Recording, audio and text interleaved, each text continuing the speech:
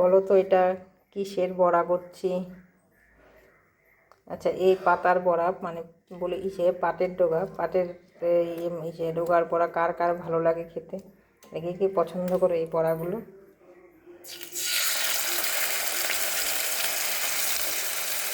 বড়াগুলো কিন্তু খেতে কিন্তু ভীষণ ভালো হয়।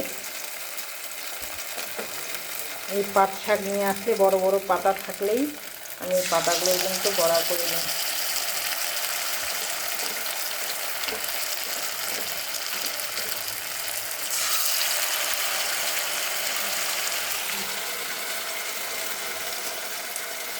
চালের গুঁড়ো বেসন দিয়ে করে নিচ্ছি বড়া।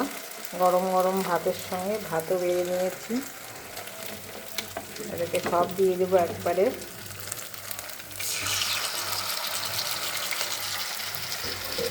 যে কতগুলো হয়ে গেছে,